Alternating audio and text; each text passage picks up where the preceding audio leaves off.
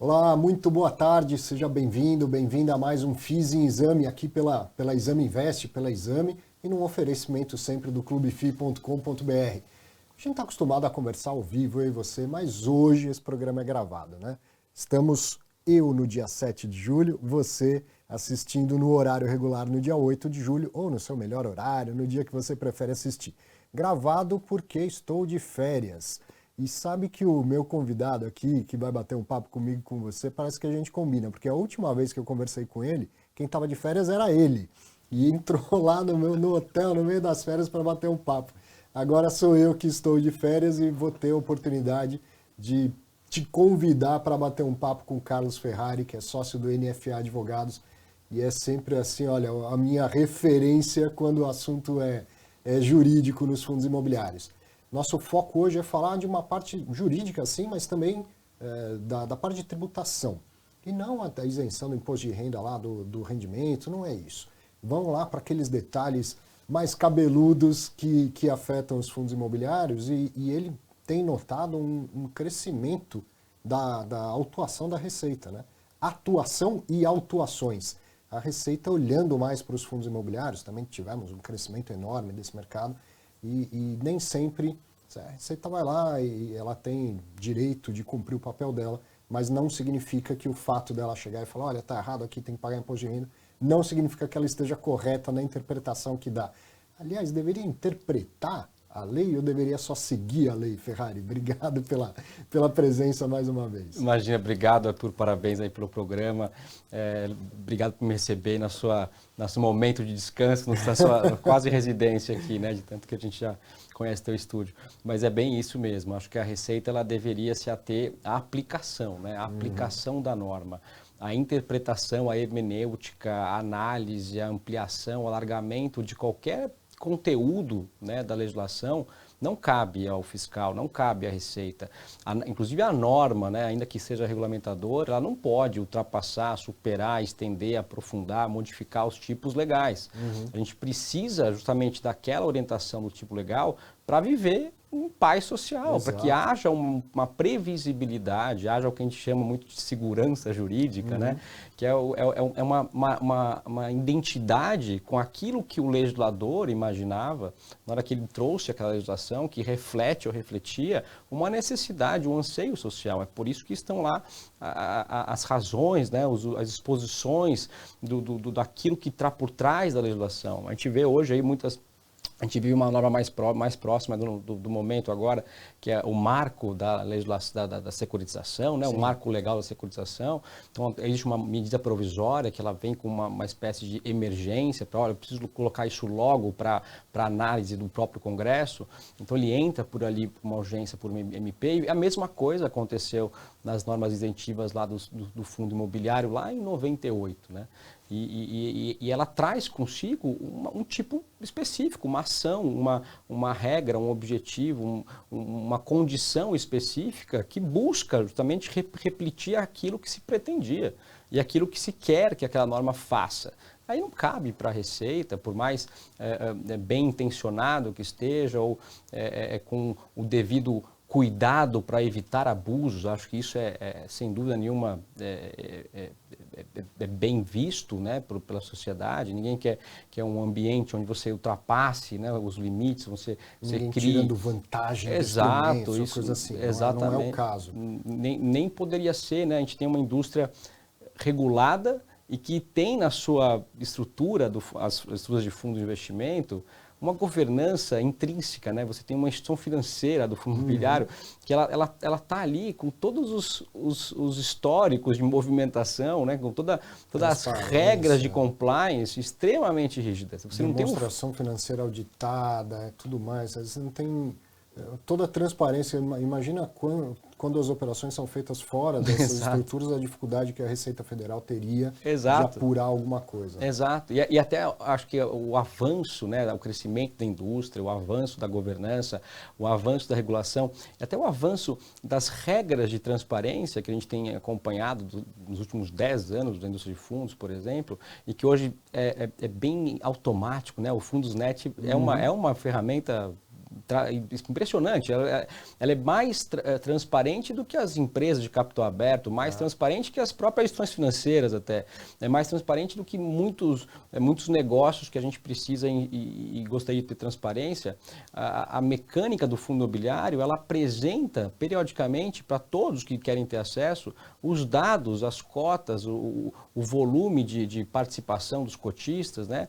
E isso traz um ambiente, vamos chamar assim, fácil, relativamente fácil, para a identificação dessas situações mais não idênticas, vamos chamar assim, situações que fogem ou que podem estar perto ou até além do limite que a legislação permite para a isenção. Então, a gente já está entrando no principal assunto, que é aquela norma que diz que se um fundo tiver um cotista com mais de 25% das cotas e este cotista tiver sido construtor, incorporador ou tiver feito uma grande reforma no imóvel, né? Perfeito. Mais ou menos isso. Então o cotista, eu sempre explico nas minhas aulas como um cotista conflitado, né? A questão dos 25% pouco importa. Se eu não construí, não incorporei, eu posso ter 80% do fundo, não tem problema nenhum. Mas se eu tenho uma ligação com os imóveis do fundo e tiver mais do que 25% das cotas, o fundo ele perde essa característica de fundo e é tributado como se fosse uma empresa. E aí vai pagar imposto de renda, contribuição social sobre o lucro líquido, essa coisa toda. E aí você está dizendo que pelos informes, a Receita Federal tem toda a facilidade de averiguar se tem alguém com mais do que 25% das cotas e tal. O que é ótimo, interessa para todo mundo. Transparência gera valor para todo mundo.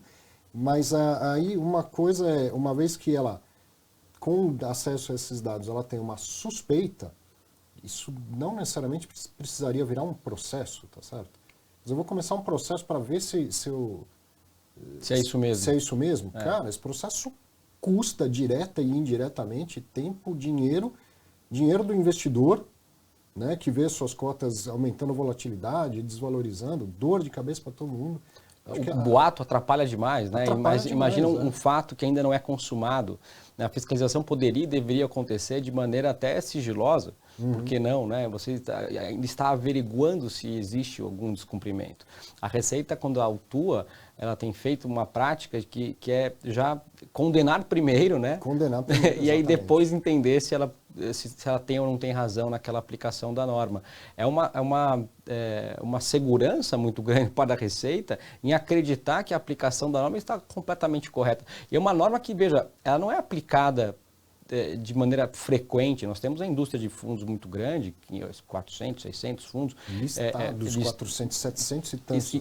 Perfeito, mas nesse universo, o número de autuações é ínfimo, né? A gente está falando de 3, 4, 5, 10 autuações, um número muito, muito baixo e também com um histórico muito pequeno de repetição, né? A gente olha a legislação tributária e a própria legislação civil, as normas jurídicas em geral, elas exigem, né, para que você perceba qual é a intenção daquela regra, que ela repetidamente tenha sido submetida ao caso prático. Esse exercício de olhar a norma, olhar o caso prático, colocar as duas coisas em conjunto e aplicar, não é algo fácil. E às vezes as regras dos fundos imobiliários e até a atividade imobiliária em si não é algo que a Receita tem como percepção diária. No próprio caso mais emblemático aí do Península, você lê ali algumas interpretações, algumas orientações do fiscal, ou até dos julgadores, que elas não fazem nenhum sentido. Você para qualquer pessoa ali mais especializada na área imobiliária ou na área de fundos, ou até mesmo na área tributária, encontra ali algumas regras completamente sem sentido, né? Completamente dissonantes do conteúdo da norma e do entendimento do que é um incorporador ou do que é um construtor. Essa figura, né? O que o incorporador faz? O que o construtor faz? Né? Por que existe essa limitação? Isso, por que existe isso? Explica então para a gente a intenção do legislador quando colocou essa limitação. Se o cara construir, incorporar e tiver mais do que 25% das cotas, eu tributo o fundo como se fosse uma empresa. Perfeito. Qual é a necessidade e a importância dessa limitação? Perfeito. Veja que essas duas normas não nasceram em conjunto. O Fundo Imobiliário nasceu lá em 93, na 8668, a 205 que regulamentou veio no ano seguinte, 94, e essa norma que a gente está falando, da isenção fiscal, ela veio já mais adiante, quase 5 anos depois, 6 anos depois, por meio de medida provisória também, né? Por dada uma urgência, ela veio no bojo de uma grande alteração fiscal, um grande momento de otimização fiscal ou de necessidade de realinhamento e que trouxe nessa medida provisória, 1778 de 98, uma série de condições, não só para fundo imobiliário, mas para várias indústrias que estavam ali enxergando a necessidade de atração de capital, de facilitação de operações, de simplificação. O simples veio nessa norma, né? Uma série de regras ali que acabavam melhorando o ambiente de negócios. Era essa a proposta. E mais do que tudo, o fundo imobiliário, ele na essência, e foi constituído na essência, como um canalizador de recursos de longo prazo para o ambiente de capital intensivo. Ou seja, eu preciso de capital, os bancos, o ambiente de financiamento comum, tradicional do próprio governo, né, não tem condição de suprir a demanda essa, seja residencial, seja comercial, demanda imobiliária, que é algo importante para a economia, existe uma dificuldade de levar o recurso, de atrair o capital superavitário para aquela atividade industrial. E aí, ok, o fundo imobiliário traz isso como essência, como condição fundamental, e naquele momento, sem a isenção fiscal do fundo e dos cotistas, você não tinha ali uma clareza de que aquilo é um bom negócio. Eu vou colocar recurso, eu vou fazer essa ferramenta funcionar ao invés de deixar o dinheiro no banco parado ou investir em outra coisa. Então você tem que criar um interesse naquela ferramenta. Criou-se um incentivo para drenar capital para essa atividade industrial. Exato, porque o que se queria não era criar uma indústria em si adicional, não, é que o recurso chegue naquela ponta final da necessidade do capital barato ou competitivo, né? Não mais barato, mas competitivamente, olhando a necessidade de capital da indústria, ele chega em condições eficientes para ser aplicado. Agora, não se quer também nesse momento, e aí foi feita essa isenção, ela nasceu inclusive com uma frase mais extensa, né? Ela chamava que era limitado essa participação que você está colocando de conflitada ao proprietário, ao sócio, ao construtor, ao incorporador, ao administrador, né, do fundo e pessoas coligadas. Ela era muito mais ampla, essa regra, ela era mais extensa. E aí depois essa norma caiu. Inclusive ficou um período, quase um ano, onde não tinha o 25%. Essa norma caiu, ela foi trocada. Em um período nós tivemos a regra do fundo sem que houvesse essa tributação adicional para o fundo, porque a norma não foi a transição para a nova norma atual não foi imediata. Então a gente teve um gap onde que isso não era um problema. Você poderia ter fundos e poderia ter cotistas, então teve uma situação peculiar durante a época da nossa indústria de fundos imobiliários, em que isso poderia ter acontecido, e aconteceu em alguns cenários, mas não tinha nenhum problema. Agora, a razão dessa norma, isso está lá muito claro na própria exposição de motivos dessa medida provisória, é que se pretendia que não gerasse uma competição desleal, né, uma atividade predatória. Você traz um incentivo e destrói uma outra indústria. Então, se você cria alguma condição que, eu imagino que isso é muito bom para o mercado, vou trazer recursos incentivados do lado de cá. Só que, por outro lado, eu vou atrapalhar a vida de uma série de empresários que não têm essa ferramenta e outros que vão poder criar essa ferramenta. Eu vou até incentivar que todo mundo, mesmo aquele que não precisa de capital, passe a criar essa ferramenta, passe a ter um fundo imobiliário, sob pena dele ter um prejuízo de competitividade em detrimento da atividade que ele já vem realizando, ainda que capital próprio, vamos chamar assim. Então, na hora falou, não, peraí, acho que aqui é um problema. Eu preciso limitar ou dificultar ou trazer até uma equiparação para que, se alguém usar o fundo imobiliário para fazer a incorporação em benefício próprio, e isso quer dizer, eu tenho que construir, eu tenho que incorporar, eu tenho que desenvolver um empreendimento, e os tipos legais são esses, nem mais nem menos. Isso é uma coisa importante do aspecto tributário e que está ali na... Construir, incorporar ou... ser sócio do empreendimento. Essa parte, construir e incorporar é muito claro, né? Acho que isso não deveria causar dificuldade exceto que mesmo assim, ainda com essa clareza solar de que eu sou incorporador, eu sou construtor, é diferente dizer eu fui construtor, eu fui incorporador. Né? São condições que terminam num determinado momento do tempo. O imóvel está pronto. Exato. Né? Ainda agora, que tenha ser lá... sócio é para sempre. Vamos dizer. Exato. E aí o sócio, ele veio muito se você olhar o histórico, está lá proprietário. Né? Então, proprietário do imóvel, proprietário do empreendimento. Aí entrou sócio do empreendimento, sócio do imóvel, porque se imaginava que existiria ali algum distanciamento, né, da titularidade do imóvel. Então, poxa, eu sou sócio ali, eu participo do benefício econômico daquele imóvel, daquele empreendimento. Né? Então, veja que ele falava antes, olha só, a quem administre, ele fala quem administra a incorporadora, quem administra a construtora. Quando ele fala sócio, ele deveria imaginar, ou ele estava imaginando, o sócio da incorporadora ou o sócio da construtora. Entendi. E isso acabou ficando sócio, construtor e incorporadora. É muito mais, se você olhar a dinâmica da norma, é muito mais razoável que ela se atente à preocupação da dinâmica de construir, que é isso que ela quer evitar. Eu não quero que alguém construa e utilize o fundo como benefício próprio. E o que é esse benefício próprio? É que eu receba a distribuição dos meus dividendos, o resultado da minha comercialização, tanto da construção, do serviço de construção, quanto da incorporação, não pela empresa, mas pelo fundo. Entendi. Então eu consigo ter um benefício. Eu estou, entre aspas, com um pé em cada canoa, um pé como cotista relevante do fundo imobiliário e outro pé como desenvolvedor, construtor e incorporador daquele empreendimento. Então, e ainda que eu fosse sócio daquele empreendimento e não construtor, ou sócio da incorporadora, ou sócio da construtora, eu também estaria bloqueado na norma. Só que a norma hoje, ela traz uma extensão até mais distante do que o sócio. Ela vai até o 2º grau de pessoa física. Ela traz as coligadas, ela traz as partes relacionadas, ela cuida do individual em conjunto. Então, os 25% é uma norma bem extensa. Ela quer que você não ultrapasse sob nenhuma circunstância. Quer dizer, né? O cara quando vai construir, ele geralmente monta uma empresa para cada empreendimento que ele vai construir. Hoje é comum, exato. E tal.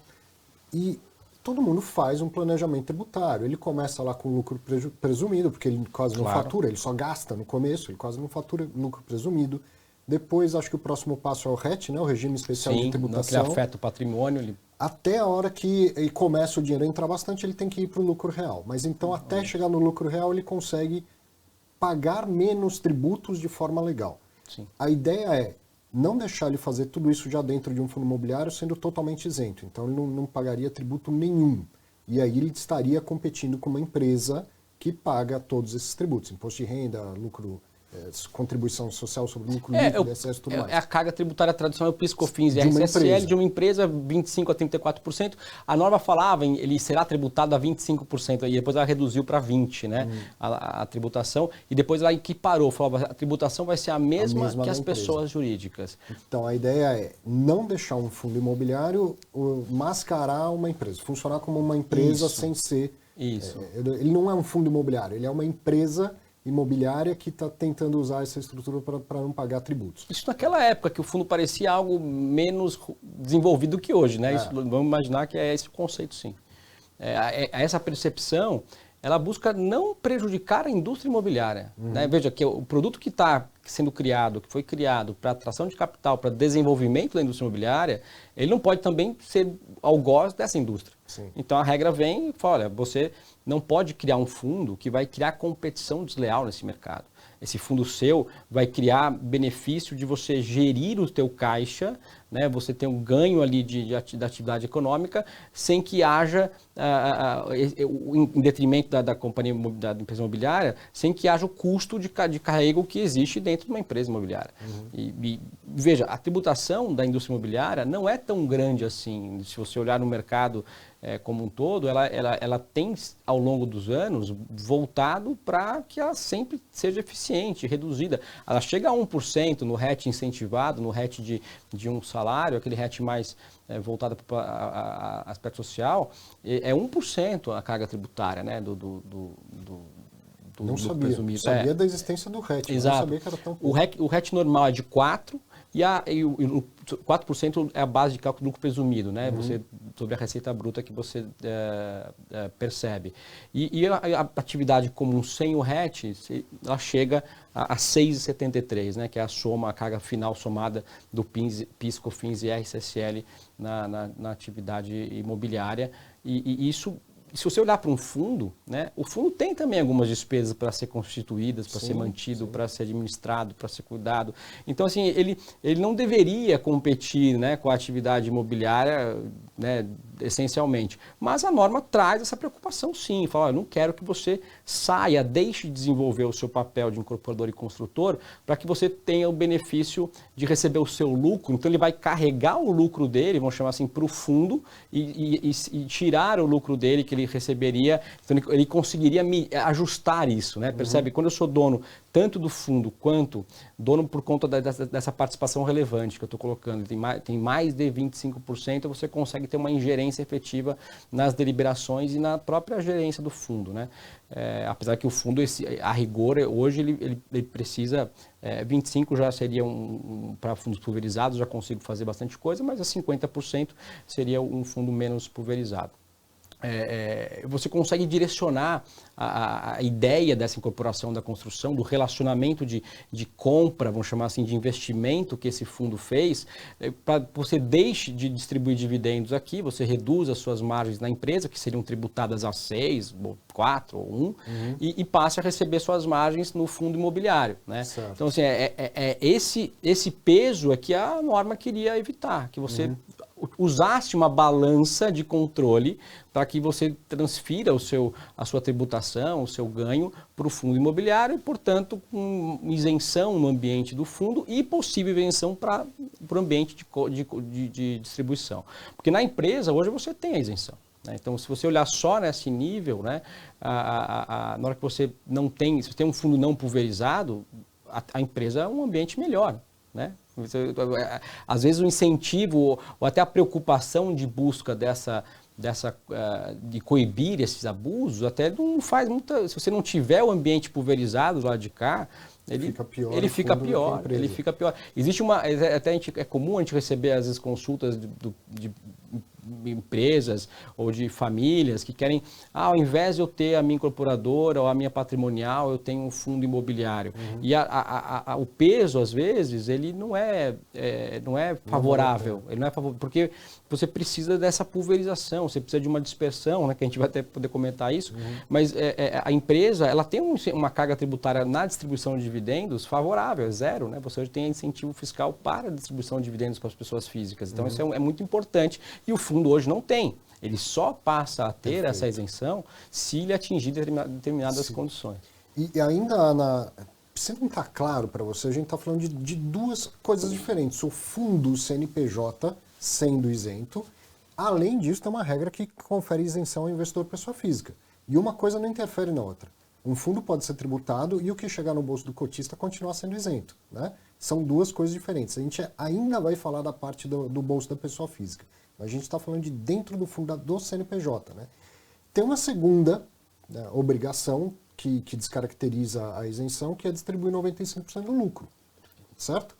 Que eu tento entender que seria assim, passado esse período da construção, da incorporação e tal, eu ponho ali uma limitação perpétua. Porque se é a atividade empresária do cara, se eu fizer ele distribuir todo o lucro, eu mato a empresa dele. Porque empresas precisam reter lucro para reinvestir na sua operação e na sua expansão, né? E isso é muito similar com o que acontece nos Estados Unidos. Lá os fundos imobiliários, né, os REITs, nem são chamados de fundos, são chamados de empresas. Ainda assim, eles têm a obrigação de distribuir 90% do lucro. Então, se o cara quer ter uma empresa mesmo, reter, reinvestir, fazer crescer, ele não vai montar um REIT, ele vai ter uma empresa e vai pagar os tributos, né? Perfeito. Então, me parece que a questão de incorporar, construir, era temporal, era naquele momento, enquanto a construção está acontecendo, a incorporação está acontecendo. Não tem dúvida. Depois de um imóvel pronto, faz sentido manter essa restrição? Não faz sentido. Não é. A própria... Existe até um curioso, um momento interessante da nossa indústria aí, lá em 2015, logo depois da 476, da 472, em que a própria CVM veio explicar o conceito, aquele conceito que a gente viu de novo no Max Renda, depois de 6 anos da mesma discussão. Ela tem um ofício bem feito, bem aprofundado, debatido, em que ela se debruça sobre o que é o lucro apurado sobre o efeito do regime, o lucro que contábil, é contábil apurado sobre com o regime de caixa. Ela olha aí essa regra e ela explica, ela tenta explicar o que é aquilo, de onde veio, por que funciona dessa forma. E naquele momento ela fala, por que tem os 95? É uma norma fiscal ou é uma norma protetiva? E ela separa esse conceito. Ela consegue mostrar que os 95%, a obrigação de distribuir ou não os 95%, não é essencialmente fiscal. Apenas. Está na lei 8668. Exato. É porque é uma norma que, tendo ou não, ela visa proteger o cotista, o investidor. E se ele, cotista, tem o interesse de que isso possa não vir, possa acontecer diferente, e hoje a gente tem essa percepção, a CVM já age dessa maneira, eu posso aumentar ou reduzir, eu posso falar, olha, eu vou permitir que você faça a retenção de 50%, você não distribua os 95%, você pode chamar assim uma assembleia e alterar esse limite. A CVM olhou para esse ponto e falou, olha, do ponto de vista regulatório, eu acho que é plenamente possível você divergir, você estabelecer essa regra, porque a ótica dessa regra, a função dessa regra é a proteção do cotista, porque ele tem o fluxo de renda. Se você deixa o ativo lá,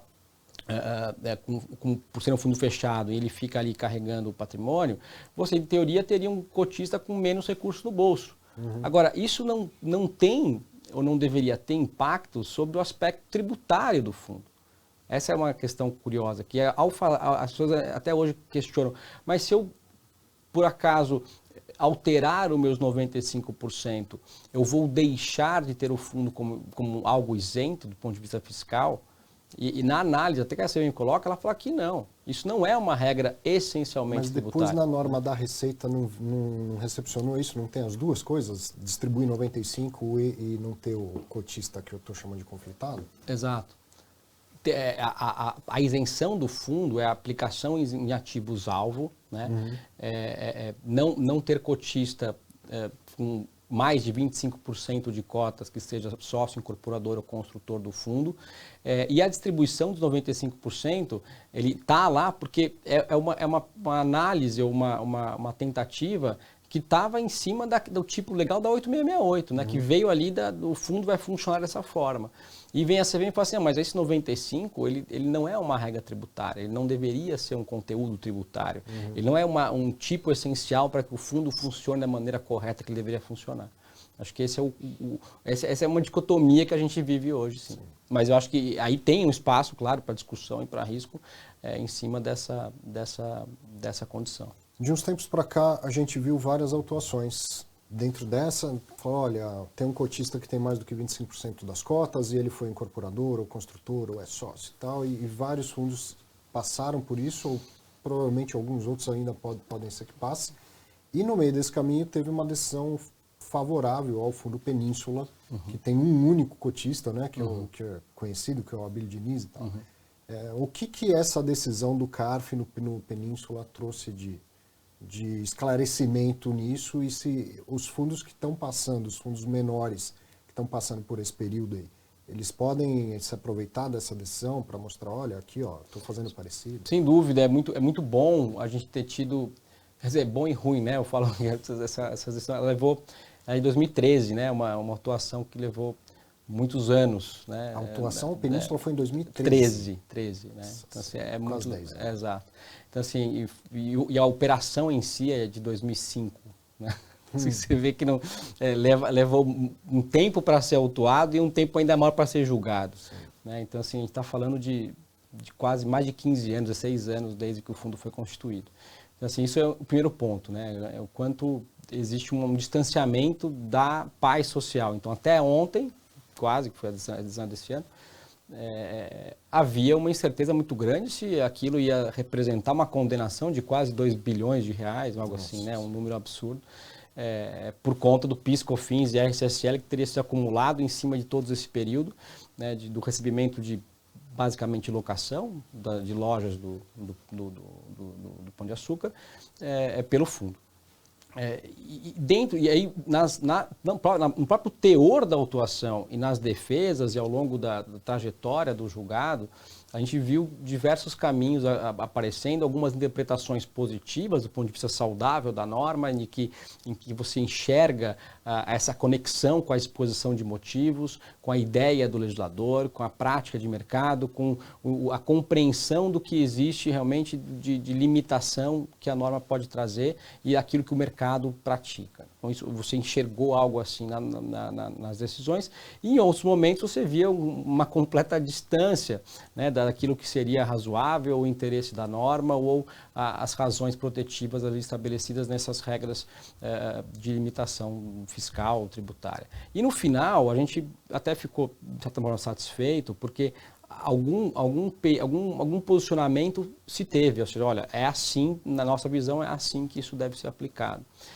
Não é uma estrutura muito óbvia e talvez não seja tão recorrente, né, dado ali as circunstâncias em que a operação aconteceu, mas um elemento que trouxe ali um certo alinhamento do mercado é que, olha, você não pode aplicar o conceito de construtor, incorporador, e no caso dele era o último elemento, né, sócio do empreendimento, se você está na cadeia de comando do societário com uma distância muito grande. Então, assim, a norma parece que não queria isso, e isso, pelo menos, apareceu na decisão, dizendo, olha, se você não está ali, né, dentro, literalmente, dos dois lados do fundo e da empresa que investe no empreendimento do fundo, talvez você não é isso que a norma queria coibir. Então, o Abílio estava numa posição de conselho de administração extremamente distante, aquilo foi uma operação de venda, não sei se as pessoas lembram, né?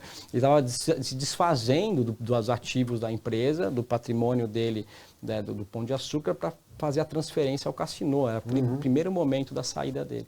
Então ele estava lá em cima, numa distância muito grande da atividade econômica em si, que pagava aquela alocação para os ativos que estavam no fundo da família.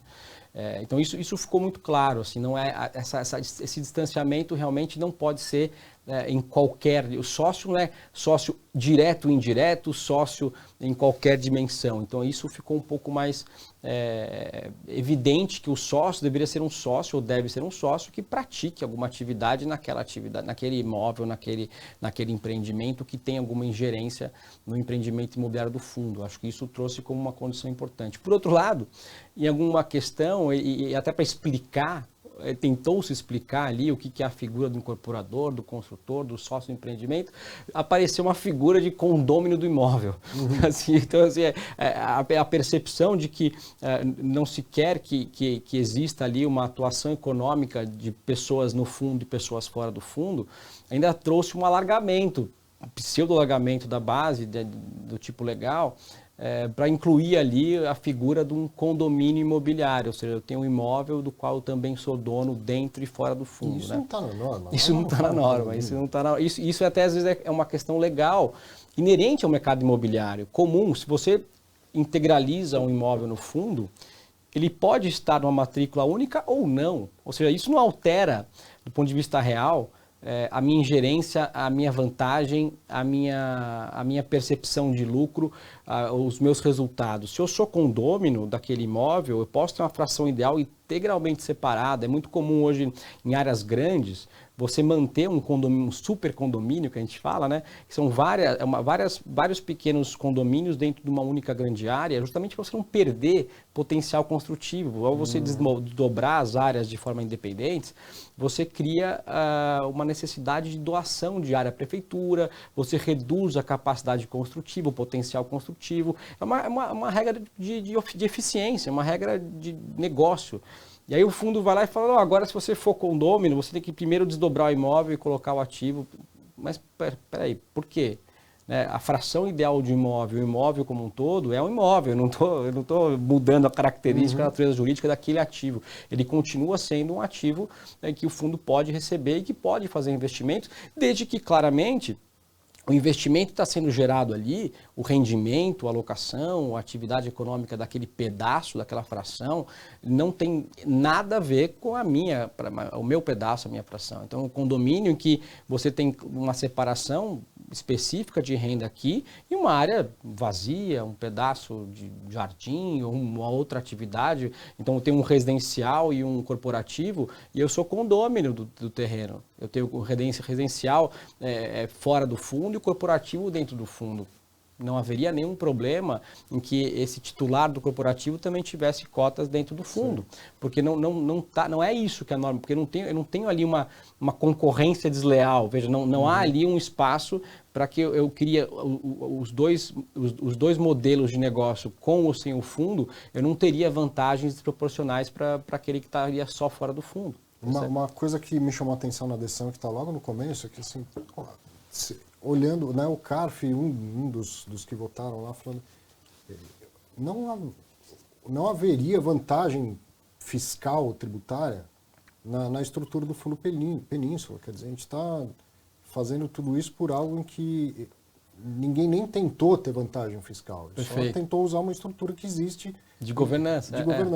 Né? Ali tem esse elemento da ausência da vantagem, ele parece óbvio para nós, né? E deveria ser, e eu acho que ele é fundamental para você enxergar o aspecto tributário como um motivador ou não do porquê que você quis fazer aquilo, né? Da decisão de seguir num planejamento tributário ou não, e de começar a chegar perto daquilo que é a elisão fiscal, a evasão fiscal. Então, assim, em nenhum momento se viu, ou se mostrou, ou se provou que existe ou existiu a intenção de evasão ou elisão fiscal. Então, isso vale tanto para o Península quanto para outros fundos que estão em algo parecido ou situação parecida, não pelo mesmo artigo 2º, 19778, mas não pela figura de sócio, e que de fato não há essa conexão com vantagem indevida. Então, se não há vantagem indevida, não há concorrência desleal, não há prática predatória, tá certo? Então, poxa, peraí. Então, eu não estou lisando a norma, então não estou atendendo o tipo penal, então eu, lógico, não estaria enquadrado nessa limitação. Às vezes, a fiscalização comenta, não, independentemente de você ter auferido o ganho, né, a vantagem, você vai ser penalizado. É verdade, desde que eu tenha estabelecido o vínculo. Exato. Então, não houve não há essa conexão, entendeu? Eu acho que eu entendo que eu não preciso ter feito tido o ganho, ou tido a vantagem em si, a remuneração em si, mas eu teria que, no mínimo, ter tido o interesse de obter aquela vantagem. Acho que isso é que deveria estar ali e, de fato, eles misturam um pouco essa direção. Eu lembrei de uma passagem na empresa, na jurídica. Eu sou um profissional liberal, tenho uma empresa para dar nota para várias empresas que eu presto serviço. Aí fui prestar serviço para uma grande empresa. Só preencher o cadastro fornecedor, eu demorei mais horas do que efetivamente eu prestei serviço para os caras. Né? E aí, certidão de tudo quanto é coisa, e veio o pessoal do compliance, tá faltando uma certidão negativa. Mas como assim? Não devo tributo nenhum? Bom, fomos investigar. O dinheiro na conta corrente do banco tem aquelas aplicações automáticas. E eu nunca me atentei a isso e a informar o contador que, olha, teve esse lucro aqui, que deve ser, tipo, o dinheiro que está na conta corrente, que é pouco, sim, porque eu retiro, sim, certo? E deve render tipo 20% do CDI, que a gente sabe como o banco trabalha com aplicação automática. Bom, aí eu fui ver. Eu tive um lucro de tipo R$1,50 no ano. Tá? E lucro tributado na fonte. Claro. Mas por causa disso eu paguei uma multa de R$750. Que absurdo. Eu tive lucro de R$1,50. Eu paguei tributo sobre R$1,50 e paguei uma multa de R$750 porque eu não considerei isso na renda. Na renda da empresa. Né? Então, não tive a menor intenção de ter uma vantagem ali. Claro. Não tive vantagem, paguei tributos e ainda assim fui penalizado por isso. É uma desproporcionalidade, né? No mínimo, né? A ausência de conexão da norma com a realidade. Não é isso que se busca, não é isso que se pretende, né? Nem poderia ser. A gente comentou aqui dos REITs, é curioso que lá também existe uma norma de pulverização necessária para você obter isenção fiscal, que também não é um pouco diferente da nossa isenção fiscal. Mas lá também, por outro lado, existem empresas, inclusive, que ajudam você a obter essa isenção. Ou seja, outro tema de isenção fiscal no Brasil é a pulverização, né? Então eles querem o elemento de eu ter mais de 50 cotistas no fundo. Agora chegamos no bolso do cotista, então. Que para que o cotista seja isento de imposto de renda, o fundo tem que ter mais do que 50 cotistas, cotas listadas em bolsa ou balcão, e isso vale para todos os cotistas do fundo. E se um deles tiver mais do que 10%, ou qualquer um tiver mais do que 10%, só esse deixa de ser isento. Exato. E a Receita também olha para essa questão dos 50 cotistas como... Exato. Ela, no mesmo bojo aí dessa análise, ela consegue perceber também pelos informes do fundo quem tem participação relevante e quem tem participação próxima a relevante. Então, quem tem mais de 25, quem tem próximo a 10. Né? Então, ela consegue enxergar a carteira do fundo e olha ali, pô, tem 9,99, 9,99, né? Ela consegue perceber ali alguma característica que pode chamar a atenção. E ela começou a informar administradores dizendo isso, olha, eu preciso enxergar a efetiva dispersão das cotas para que você pague os seus rendimentos isentos. Ressalvado qualquer abuso, exagero ou fraude, que eu acho que isso não precisaria nem de um ofício nesse sentido, claramente ela traz nesse tipo de postura mais um alargamento do tipo legal. Ou seja, a norma é bem objetiva e aí você coloca até as duas normas do mesmo assunto ou comparadas com outros assuntos fiscais. Quando você quer que aquele ativo seja apenas do cotista, então eu estou limitando a propriedade, o número e o benefício, então são 50 cotistas, que no máximo que individualmente tenha até 10 e que o cotista não seja beneficiário, né? 10% ou da cota ou do benefício sobre a cota. Então, vamos dizer, eu posso ser dono dos meus 10% de cotas e eu aluguei as suas cotas também, e aí eu passo a ter 20%. Isso não pode. Então, o benefício vir para quem tem mais de 10% também não pode. Ponto. Essa é a norma. A norma não é como a dos 25%, que trata de empresa coligada, empresa participacionada, pessoa física até o segundo grau de parentesco. A norma dos 25%, do sócio incorporador e construtor, ela estende essa limitação, essa proibição, a algo além daqueles cotistas, do próprio cotista. Ela vai além, ela fala expressamente. Agora, onde não está expresso, eu não posso colocar isso na norma. Não posso Receita, eu fiscalizador, eu aplicador da norma, incluir no tipo legal algo que não está ali, que não foi previsto. Por alguma razão não foi previsto. Não é que foi por esquecimento do legislador. Né? Ele não sabia escrever bem ou ele esqueceu. Não é esse o conceito. Né? A norma ela é precisa, ela é completa. Ela não está daquela maneira à toa. Né? Então, a Receita traz um conceito de efetiva dispersão. Se eu conto 50, eu não estou efetivamente disperso? Está cumprindo a lei. Então, assim, mas esse aqui está mais disperso que esse. Tudo bem, posso ter com 28 mil, 60 mil cotistas, eu posso ter com 50, 51. Os dois têm a mesma capacidade de dispersão nem prevista em lei. Exato, nem todo fundo de varejo. Não é? Ele não coloca lá também, como no tipo legal, que ele tem que estar com cotas negociadas em bolsa somente. Bolsa ou balcão. Ou seja, se ele quisesse que as cotas fossem pulverizadas, como está se colocando, com alta dispersão... Seria só bolsa. Só bolsa. Ele não sabe que a bolsa é para isso? Sabe. Então, por que ele não fez? Porque ele deixou o balcão. Não, mas eu quero um balcão com dispersão. Pode ser que tenha, mas não é inerente ao balcão essa característica. O balcão é um balcão. Ele é um pouquinho menor, né? O balcão Então, assim, o aplicador da norma vem colocando isso já desde 18, 17, essas orientações acabaram aparecendo e tem impedido realmente algumas empresas, alguns administradores, tanto de um lado, de evitar a formação de fundos patrimoniais ou de fundos imobiliários que têm ali uma vocação mais dinâmica, e do outro, do prestador de serviço, do administrador, do gestor, dos envolvidos na indústria de fundos, de praticar ou de fazer esse tipo de atividade com um pouco de receio ou medo de, poxa, será que eu vou ser autuado? Porque também a gente sabe que existe ali, em todas essas autuações que a gente comentou aqui, a presença do administrador como corresponsável, né, de toda essa tributação.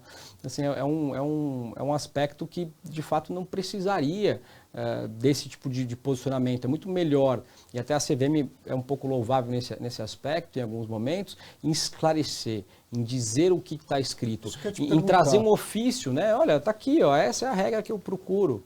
Está ótimo. A Receita Federal, pelo menos no âmbito aqui da pessoa física, quando eu tenho dúvidas de como fazer a declaração no imposto de renda, eu chamo a Receita Federal de mestre dos magos, né? Ela aparece uma vez por ano, desaparece, acabou. Você fala, mas é receita mesmo, e direito de subscrição, recibo de subscrição? Esquece, ela não vai te responder nunca. Como que é o relacionamento com a Receita comparado, por exemplo, com a CVM? Porque a CVM, óbvio, ela tem que manter um distanciamento, ela é um órgão regulador, fiscalizador, mas ela é muito acessível. E essa adesão do Maxi Renda, então, foram mais do que precisava. Eu não canso de elogiar a CVM nesse sentido. De reformar uma decisão que não havia previsão processual para reformar, né? Ouviram o mercado e tal, não tinha a menor obrigação de fazer isso e fizeram. Claro. Como que é o relacionamento com a Receita? É bem mais restrito, né? Você às vezes não consegue nem ouvir, acesso à documentação e informação já é algo complicado, já é algo mais difícil e moroso.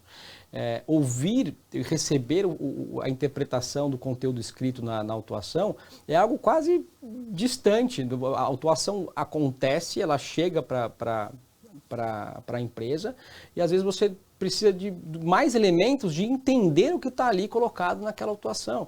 Por exemplo, nos casos em que você tem essa preocupação dos 25%, ela te obriga a apresentar as suas, no caso, você vai ser o fundo vai ser autuado no sentido de ser tributado como se a empresa fosse.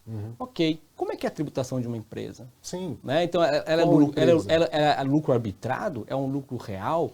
É um lucro presumido? É um lucro presumido imobiliário? É um lucro presumido do serviço? Enfim, em que momento eu faço a opção tributária?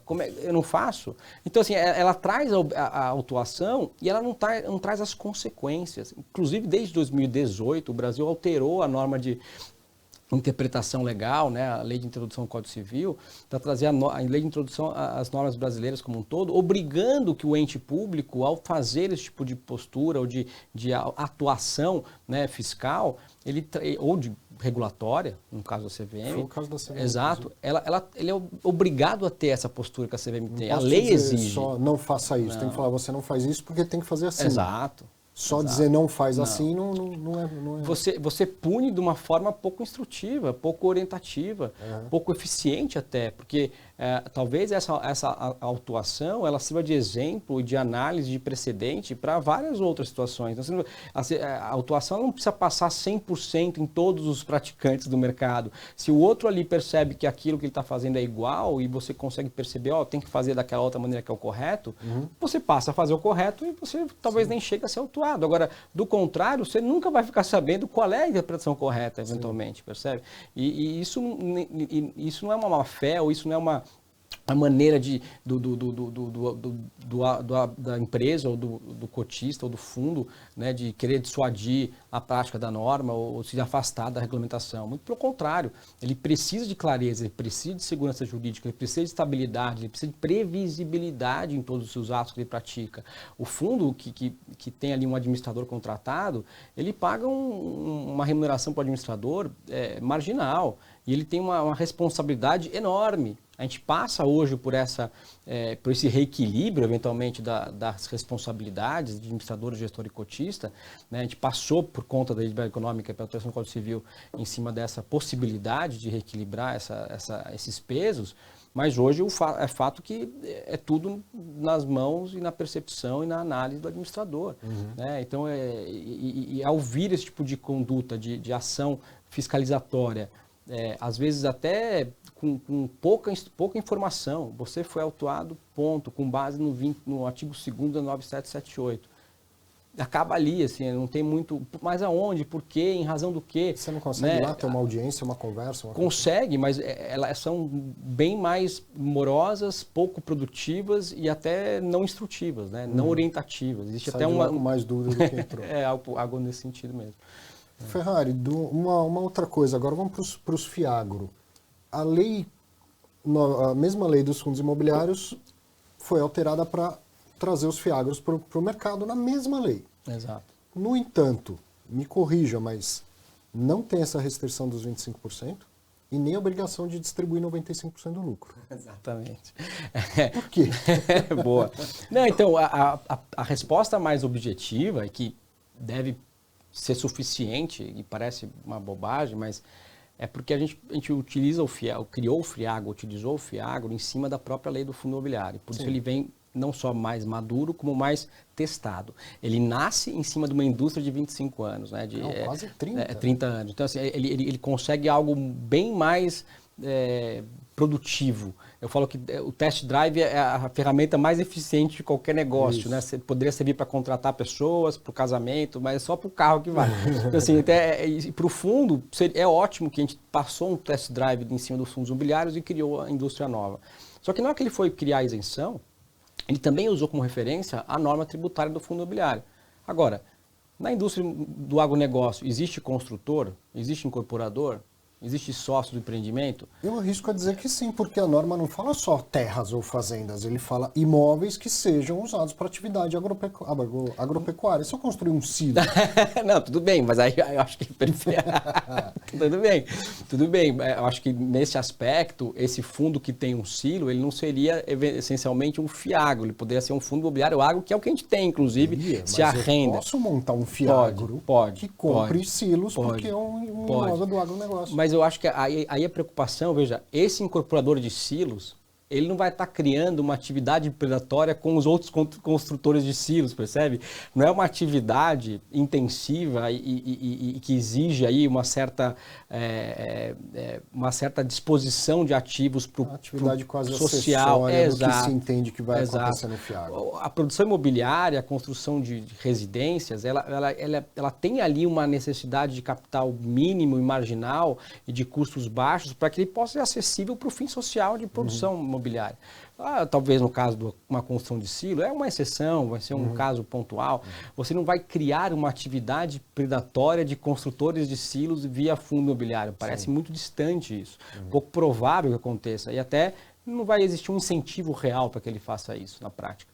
Diferente da indústria imobiliária, que ela tem essa relação em cadeia, construção, incorporação, distribuição, venda e uma colocação de produto no mercado. O silo ele vai estar uma renda, ele tem a renda de locação, né? Quando muito, ou ele usa como um preço vinculado ao produto de armazenamento, né? Dos armazéns, mas ele não vai ali criar em si um produto de venda. Então, você não encontra essa identidade... Do incorporador, do construtor ou coisa assim. Do incorporador ou do construtor que cause uma atividade predatória ou uma concorrência desleal. Acho que tem que juntar essa função. Perfeito. Porque um construtor qualquer, eu vou ter, posso ter um construtor mas não vai causar ele não vai ser predatório à indústria nem ao fisco. Né? Exato.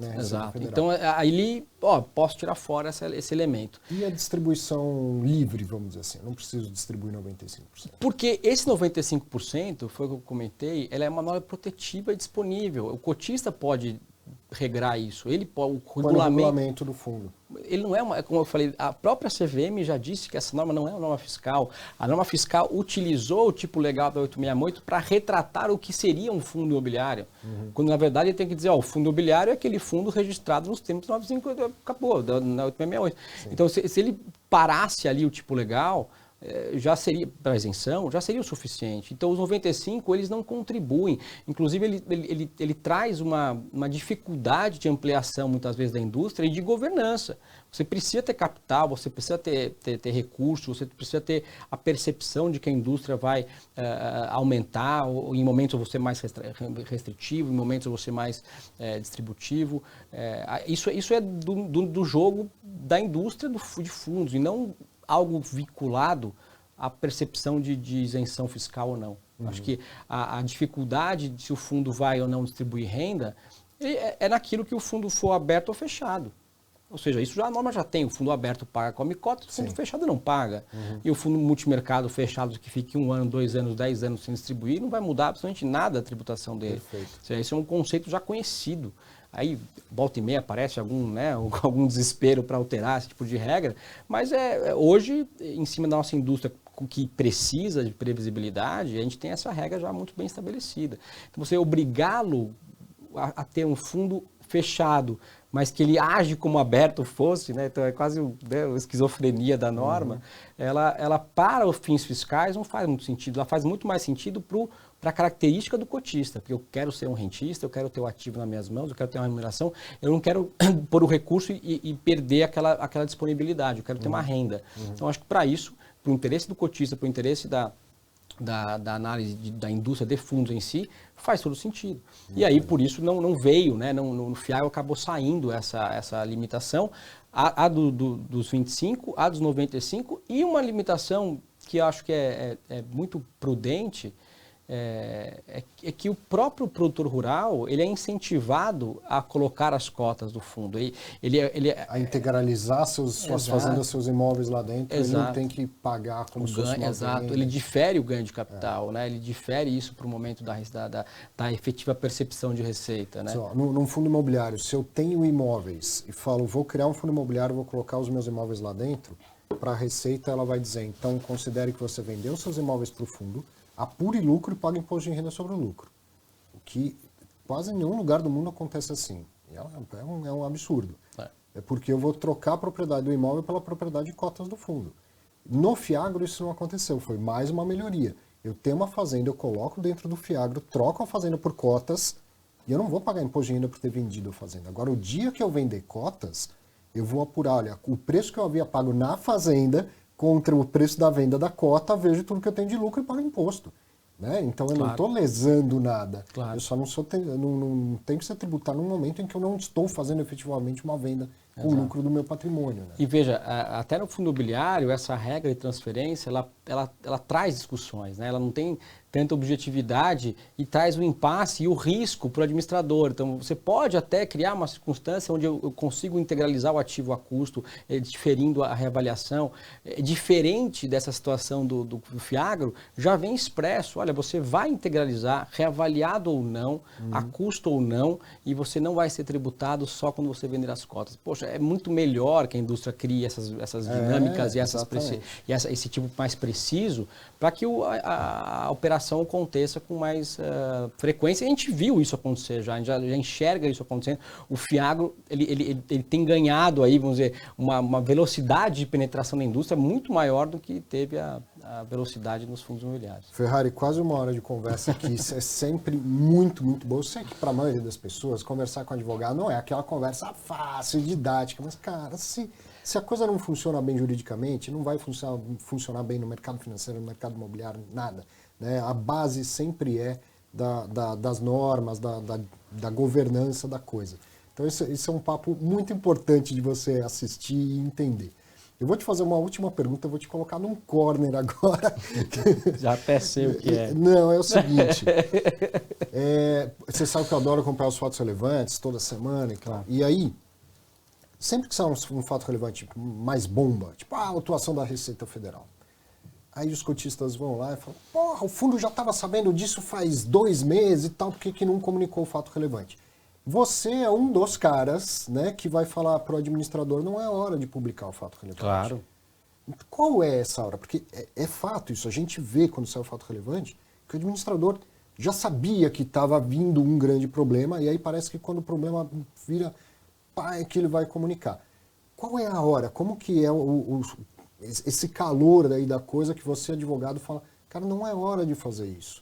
Não é esse o momento de ser transparente. É quase assim, isso já teve ali, em algum momento, uma dificuldade de entender como isso funciona, e eu costumo pegar alguns exemplos, que é quase como um trabalho de contador, né? A contabilidade, ela usa muito essa materialidade da regra, né? Do contrato, do ativo financeiro, da norma, da prática, né, empresarial. Então, eu tenho a materialidade, ela é permanente ou ela é reversível? Então, assim, o ato que eu recebi, ele já é algo que eu possa comunicar e que essa comunicação vai ser suficiente para alterar a decisão de investimento de cotistas de maneira correta, ou ela vai ser uma mera sinalização de algo que pode criar boato no mercado ou volatilidade desnecessária? Ou se eu estou sendo leniente em talvez dizer que, olha, tem aqui, apareceu um problema que vai custar 10 milhões, porque estão batendo na minha porta aqui, estão exigindo que eu devolva o que eu comprei.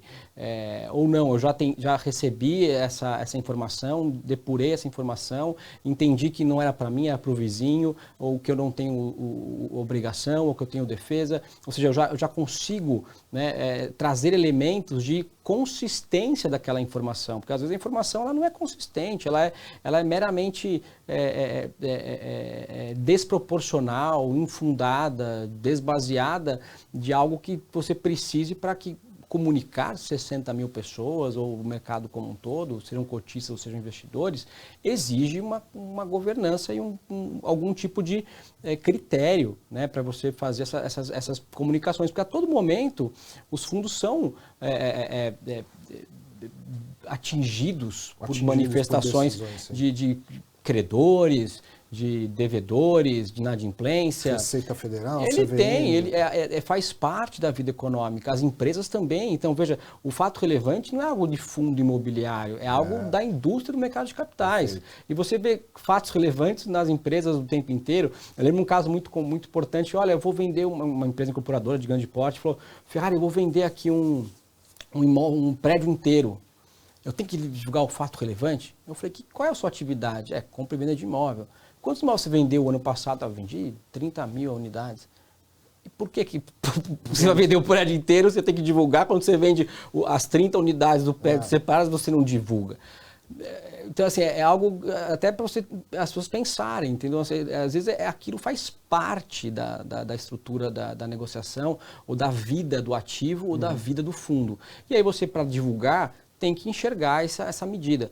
Porque, e outra, uma coisa importante, as empresas em geral e os fundos em geral, eles praticam uma régua e uma métrica de divulgação, de cuidado, de aferição e de aprofundamento dessas informações de maneira consistente. Não adianta eu divulgar quando eu recebi uma multa de trânsito de R$10, ou a Sabesp foi lá e me aplicou uma multa por ausência de limpeza da calçada, o que ia que ser do empreendimento de R$100, e não divulgar de 100 milhões, e vice-versa. Então você cria algum parâmetro, você cria alguma análise prévia para que fale, isso aqui realmente é elemento suficiente e consistente que pode sim influenciar na decisão de investimento dos cotistas ou dos investidores. Então, quando isso está caracterizado, você divulga o fato relevante. Eu acho que esse é um ponto importante. Muitas vezes, de fato, você não teve tempo de recorrer, resolver, aprofundar. É claro que você tem que divulgar também, mas é importante você ter tido um momento de critério, de análise de consistência e ter uma resposta já para dar, porque o fato relevante ele vai vir em seguida de algum tipo de questionamento natural do mercado, do regulador e de quem quer mais que esteja envolvido, e que você precisa ter argumentos para poder demonstrar que você foi e essa resposta diligente. Ela é mais difícil para a gente, mercado, de obter quando envolve ações judiciais, porque daí também o advogado fala, não, falo o menos possível porque eu não quero ficar dando argumentos para outra parte, não é assim? Às vezes sim, às vezes você tem o ambiente judicial, você tem ali algum tipo de desconhecimento, né? Você tem situações que você é ou não é parte direta vinculada no processo, e é duro falar processo, porque processo hoje em dia, se a gente pegar o histórico, né, do nosso mundo, né, mais próximo, é o ambiente, é a mecânica, é o procedimento com o qual, sem qual o seu direito permanece igual, né?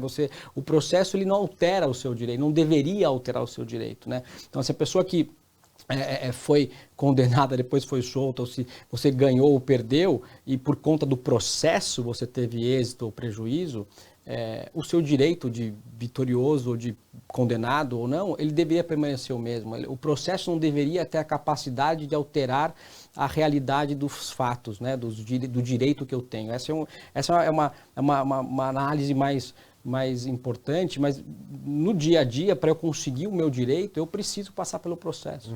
Então, você não tem como chegar lá, fui lesado, eu tive um prejuízo, ou eu sou credor, eu tenho que ser ressarcido. Não há como eu lá buscar pelas próprias mãos, eu preciso desse período, desse processo, desse trâmite. Isso é chato, é algo que não deveria alterar a natureza das coisas, algo que deveria ser algo eficiente, transparente, rápido e direto, mas ele é o que é. Então, você às vezes tem lá, né, tem casos que o cara deixa de ser, né, prejudicado, condenado, porque o processo está dizendo que ele teve uma falha. Então a gente tem essa... e aí? Mas peraí, não mudou nada, ele continua igualzinho, só foi o processo que tem que voltar para trás. Então assim, isso é comum. Então o processo ele atrapalha e não deveria alterar a natureza final das estruturas. Então a gente às vezes, na hora de tratar de um assunto que está no ambiente processual ainda, ou não chegou no ambiente processual, você pode antecipar ou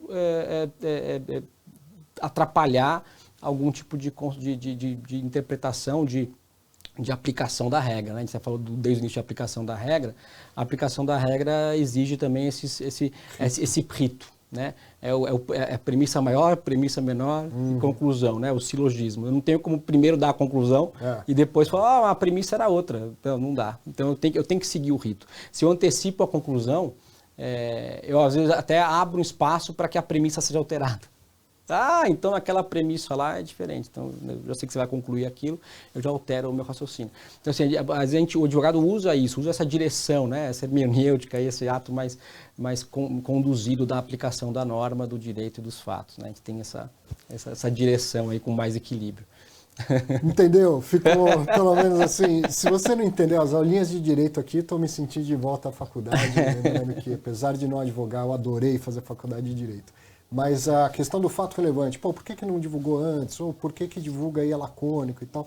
Agora você está entendendo também do outro lado, como a gente precisa ouvir outros lados, tentar se colocar, né, na posição de outras pessoas também. Ferrari, baita aula, baita papo. Obrigado mais uma vez. Espero que a gente não demore tanto para marcar uma próxima. Imagina, obrigado a você. Parabéns mais uma vez, Arthur. Genial aí poder trocar experiências. O seu conhecimento também é cada vez maior. A gente sabe que você está aí dentro do mercado e com uma didática enorme. E aprendendo com cada entrevista. Imagina. Eu que agradeço muito. Bom, eu estou nas minhas férias, mas sexta que vem estou de volta na Labuta, ao vivo aqui com Fiz em Exame e espero você. Sua companhia é sempre muito importante. Um grande abraço e aproveite o seu final de semana.